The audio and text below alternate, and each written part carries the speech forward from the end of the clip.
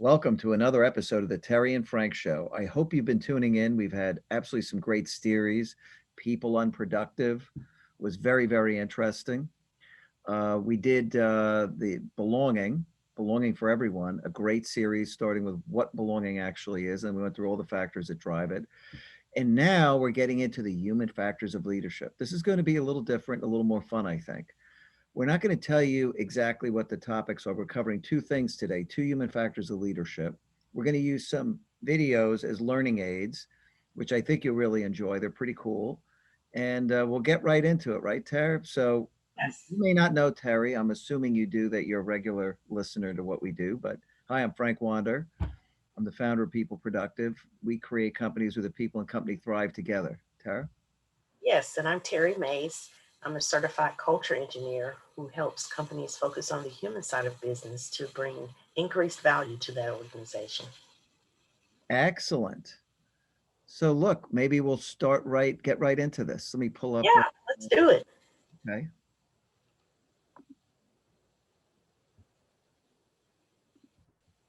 So while Frank is bringing that up, we want you to remember to smack that bell and subscribe and share. We've got a lot of great content out here. There's a lot of good information. We did a whole series on the people unproductive. Right. So go back and watch some of the old episodes and share it and like it. Subscribe to our channel. We'd love to have you join in on the conversation. You're absolutely right. Please smack the bell and subscribe. You're going to love some of this stuff. Let's get right into it. Recently, we videotaped it with new monkeys who had never done the task, thinking that maybe they would have a stronger reaction, and that turned out to be right. The one on the left is the monkey who gets cucumber. The one on the right is the one who gets grapes. The one who gets cucumber, note that the first piece of cucumber is perfectly fine. The first piece she eats. Then she sees the other one getting grape, and you will see what happens. So she gives a rock to us, that's the task. And we give her a piece of cucumber and she eats it. The other one needs to give a rock to us. And that's what she does. And she gets a grape. And she eats it. The other one sees that. She gives a rock to us now, gets again cucumber.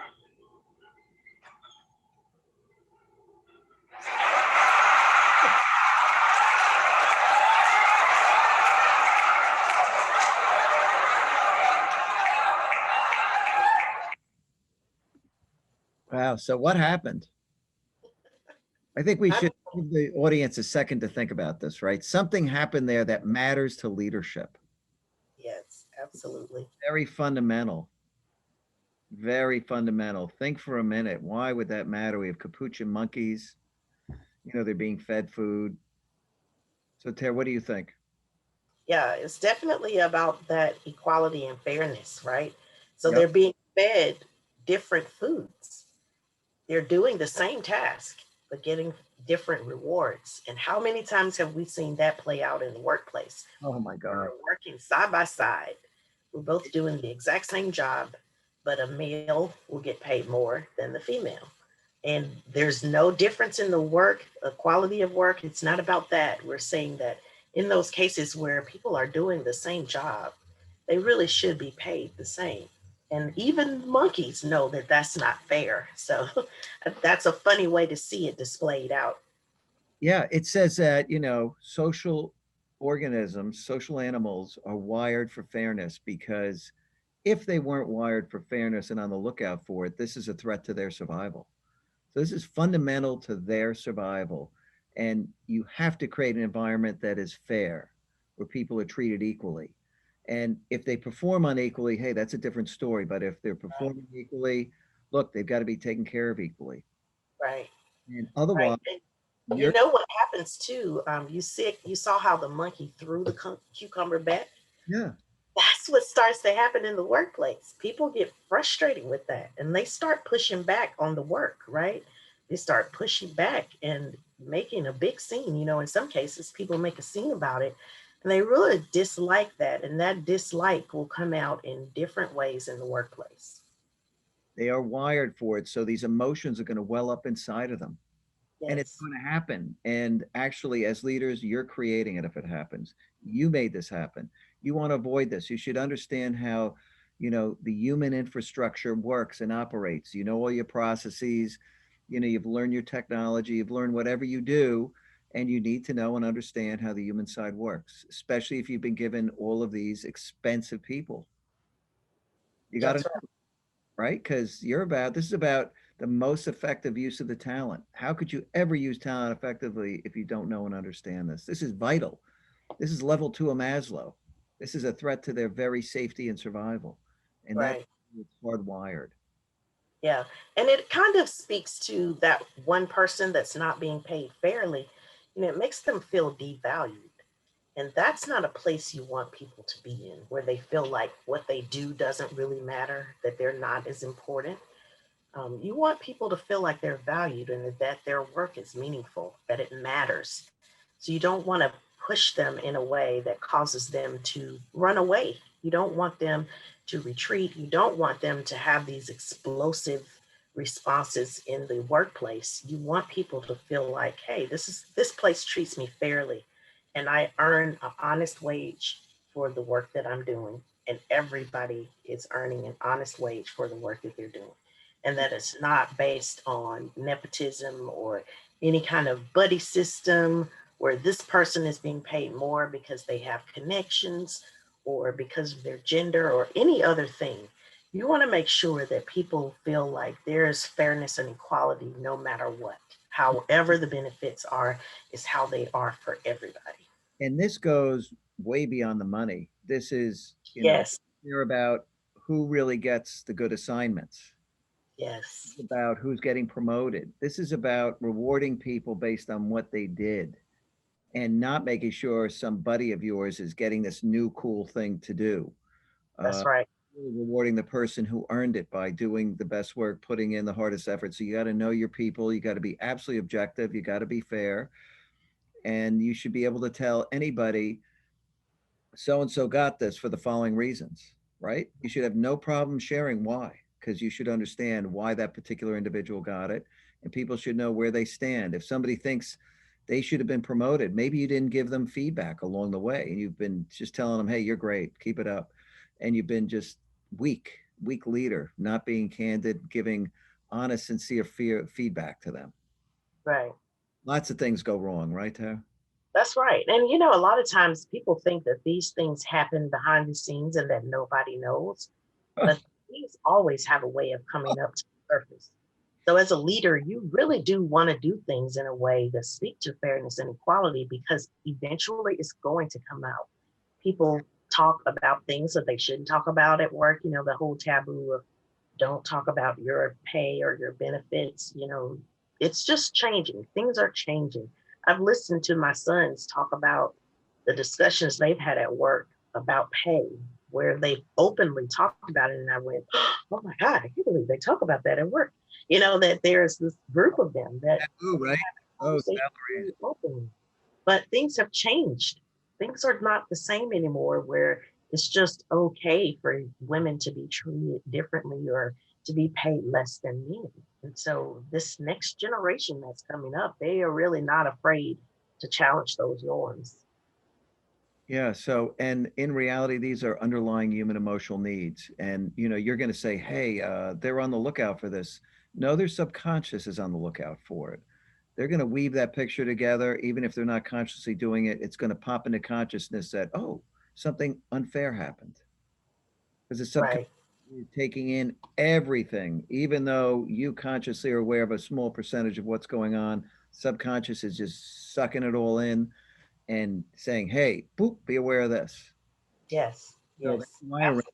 It's an alert system, right? This Yeah, the limbic system is a threat sensor. That's a threat to you ultimately, that your future may not be as good as others there. Perhaps you should move on if this isn't addressed.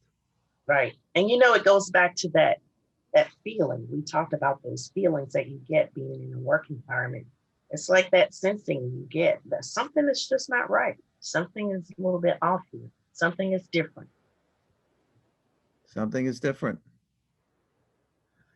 So hey, let's move on since we're having fun with this topic. Let's move on to the next little video. And as we play this, what we want you to do is think about why this matters, because there's science behind every bit of this. So I'm going into the share.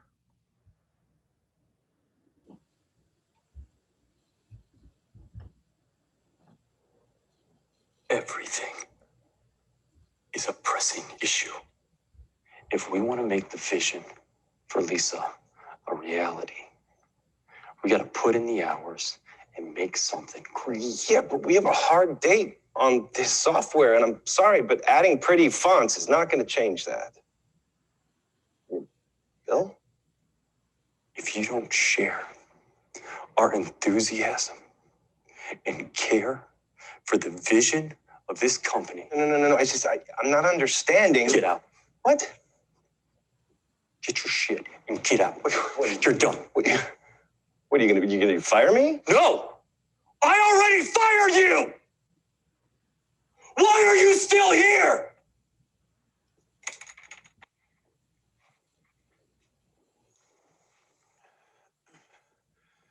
Steve, he was our best programmer in the division. He's the best programmer that doesn't care about our vision.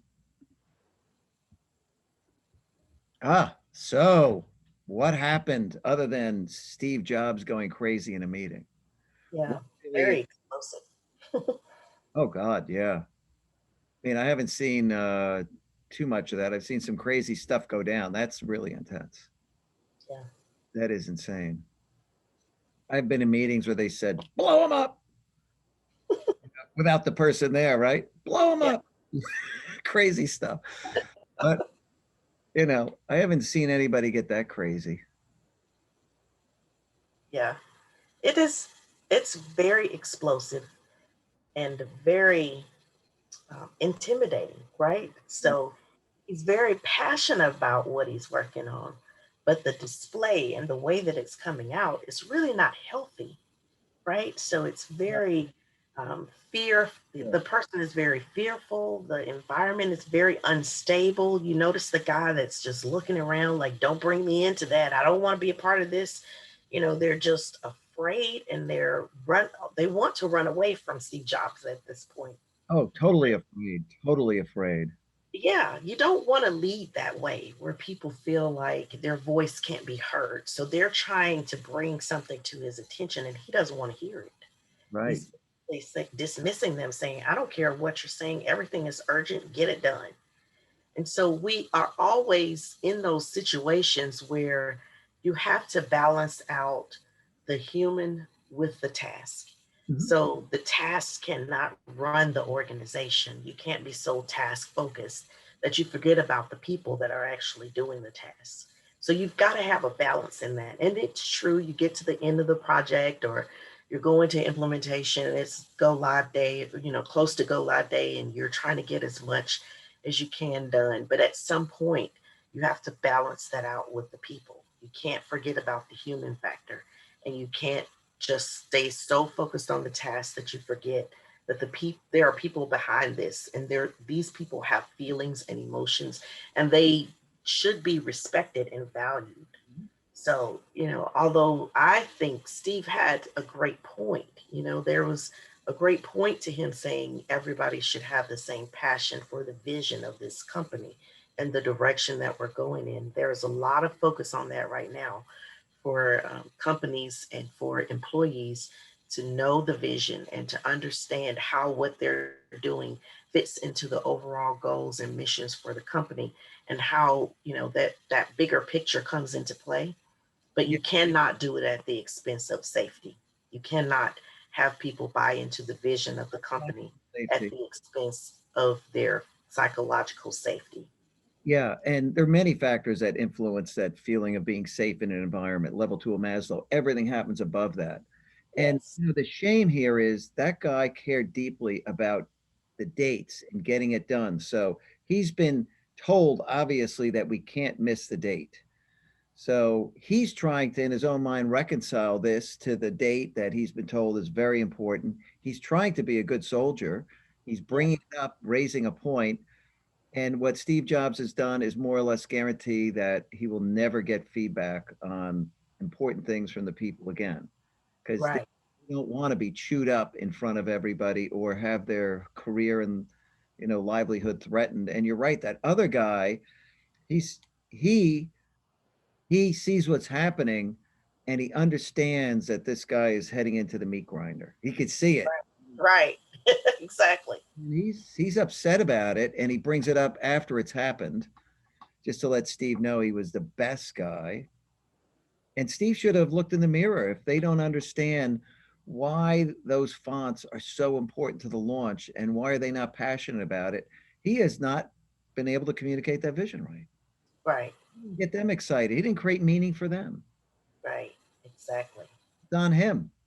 It's a balance, and that leader is the one that is creating that environment, whether it be one that's full of safety, psychological safety, where people feel like they can actually bring their opinions to the table, that they can be heard, that they have a voice, when instead of having that feeling of shame, like the video that we just saw where the guy just felt a bunch of shame and was dismissed as if his ideas and his thoughts didn't matter at all.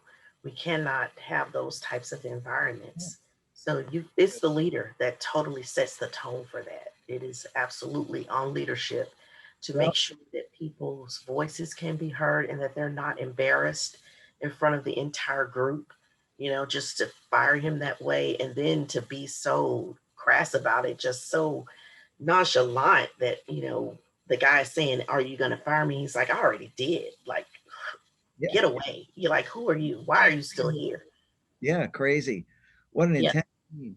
And he should have said, wow, I think I have failed to communicate this importance of this. Let's see how right. we work all this in. I love the fact you're passionate about the deadline. You're aces. You're one of our best guys. What do you think we could do to fit some of this in? Yeah, And the dialogue and own the fact that if they don't get it and they're not all heading in the same direction, it's your fault. You should have owned it right there. You right. brought something to my attention. I thought I had communicated this and everybody got it, but I blew it. So I need your help here. He Yeah, could have really handled this in a great way right, and achieved a much better outcome. And right, uh, everybody says, "Oh, listen, it's look what he created. It's incredible." And look, the guy was amazing. But you're not going to try to go find a Steve Jobs to go run your company. They're just not around. And there's incredible wreckage behind some of these people. You could watch videos of people. There are a lot of people had not nice things to say about Steve. yeah, At what price? right. You cannot have success at the price of psychological safety. Yeah. So let's It- define psychological safety for the folks since we're talking about it. Right? let's Psychological do that. safety is, go on. Why don't you take a crack and then, In a place where there's psychological safety, it's almost inherent. So the mind has to be at rest in that environment. oh, There's no need, you don't have that fight or flight feeling that happens when you feel like you're being confronted or bombarded or attacked in any way. So that environment is one that's stable. You feel like you can share and you're not going to be retaliated against. Nobody's going to hold it over your head or hold it against you when you share your thoughts and your opinions. It's an environment that's not necessarily conflict free, because conflict in and of itself isn't a bad thing. That just means that people see things differently. But you're able to address each other in a positive, healthy way, in a way that encourages dialogue as opposed to shutting people down. So you want that environment where people feel safe, where they feel like they can be themselves, they can be authentically them, and they can share their feelings openly. They can share what they think, even going beyond just yeah, feelings, what they think, their opinions, how they think things should be done. All of those things are important to people. They really do have to feel like their voice is being heard, because there's always going to be a difference of opinion. yeah, There's always going to be somebody that sees things differently. But how do you handle that? Is it a lot of yelling and screaming and cursing and, people having these loud outbursts? Or do we sit down and have an intelligent conversation together? Are we able to work through things without having to be so loud and yelling at each other? That really does not bring things to conclusions. So no. all of those good parts of psychological safety at work. Yeah. I mean, I think at the end of the day, psychological safety is creating work as a safe space for people to speak up and share what's on their mind. And if you have a culture where, you know, people are vulnerable with one another, there's a lot of candor, that's great. I remember a famous quote, that, you know, an organization without, conflict and disagreement isn't one in harmony, it's one in apathy, which I think is true. Nobody gives a crap. They're not going to speak up and say stuff, right? You need that disagreement, but when you're respectful for one another, it can be done in a very civil, nice way, and people can speak up and disagree and take the conversation to a whole new level where everybody learns some stuff. Right. What want to do? That conflict and disagreement is necessary so that you can see a different perspective. Because if everybody agrees with you all the time, then there's nothing new to learn, there's nothing new to see. Yeah, But once you start hearing somebody's opinion and it's different than yours, it causes you to think bigger and to think outside of your box of what you have deemed to be the gospel truth. Whatever you have decided this is the way it should be, and then somebody shows you something else and it causes you to come out of that box, and you always learn something different. That still doesn't mean that you agree. That just means that I'm open. I will listen to what the other person has to say.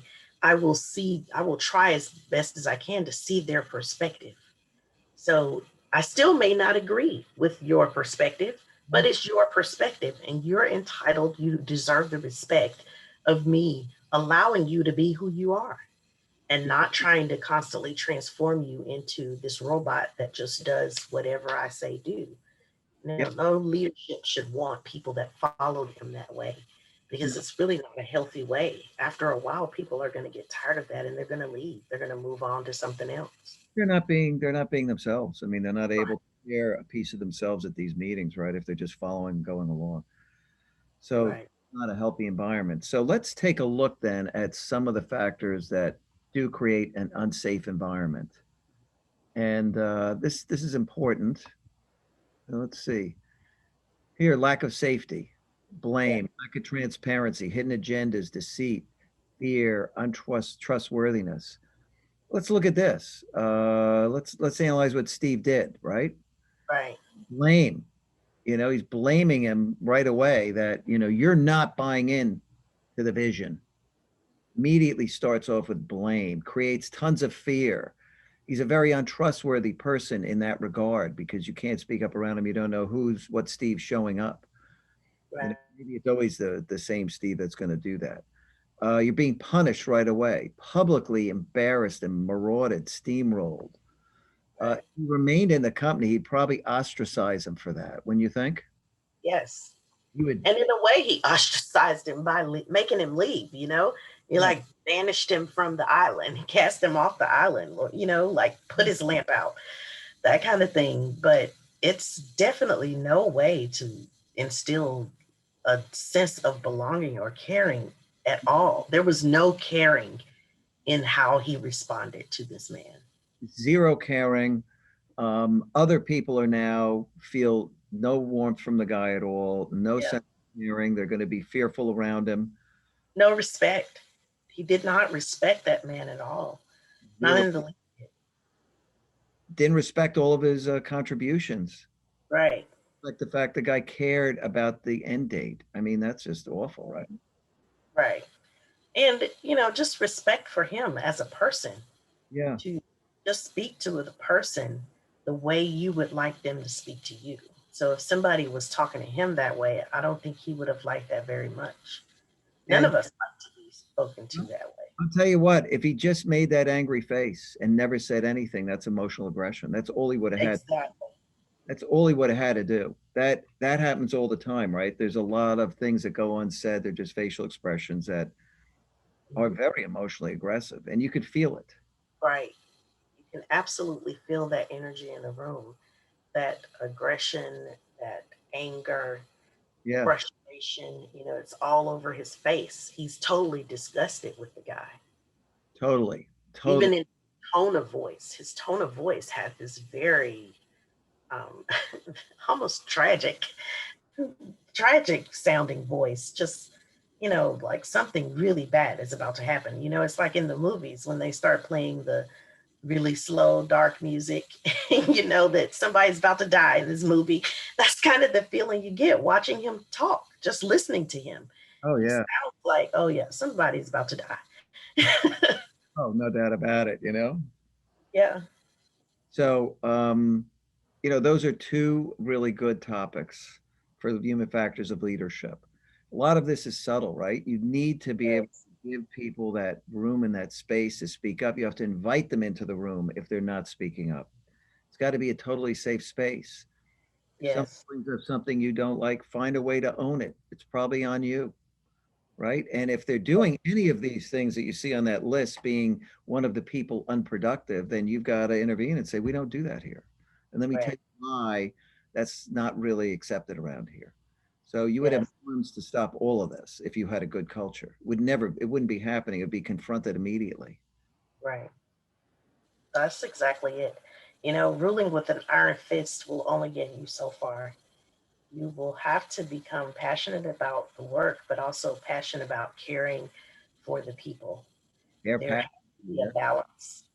Otherwise, things are not going to be as successful as they could be, and people are not going to thrive in that organization. Mhm. Yeah, that's right. Not many people could be Steve Jobs and pull it off. Most of them crash and burn. Right. Toxic leaders, I followed a lot of them. They crashed and burned. Nothing got done. Through the sheer will he had, even though he could do that, he got people to follow him because there was huge rewards at the end of the rainbow. They're willing to sacrifice their life for the money, I guess, right? Because Yes. the one thing Steve Jobs had more than anybody, and I've talked about this in talks I've given, was strategic trust that you're going to be very well off in the future, right? He had that track record. So people are worried about their safety today and tomorrow, right? Into the future. So he had such a strong sense of strategic trust that people willing to sacrifice something in the present to get it. And I believe that's why that worked. Not many people could pull that off. That's a balancing act that is earned with this huge reputation. So no, you can't be him because you're not him. It's not going to work. Right. Right. And this, I think, is kind of a flaw of being a visionary. People don't always see things what you see, the way you see it, because you're seeing something that doesn't exist yet. Yeah, But you have to still have some way of helping people come to the place where you are without that bullying and intimidation factor. that's right. Because you want people to be in that visionary space. In order to be in that space, you have to be free to have independent thought and Yeah, to be able to be creative. And having a bully as a boss does not lead you to a place where you feel creative and you feel free to share your thoughts and ideas. that's right. 100%. So I think this is great. Now, Yeah. please connect the bell and subscribe. We got great topics coming. We're going to be playing some cool videos along the way, talking about it. You're going to learn a lot. Um, we're not going to tell you what the next human factors are because it ruins the whole thing. There's no Yeah, surprise. A little too big for the surprise. that's right. What we're going to cover, and we'll reveal the answers each time as the show moves on. Yes. But they'll all be human factors of leadership so you can think in that mindset of what's most important from a human perspective when it comes to leadership. That's right. You can shape who you are and become a great leader because Yes. ultimately, great leaders, whether they do it because they're high EQ and it's intuitive, or they do it because it's learned and they've tried it out and they've used it successfully and had an epiphany and suddenly realized, wow, this is so powerful. You could see the power of the human factors leadership when you use them and apply them.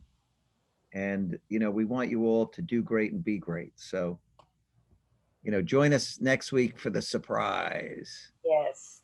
More surprise human factors of leadership. That's right. So, hey, thanks for joining the Terry Yeah. and Frank show. We'll see you next week. Take care.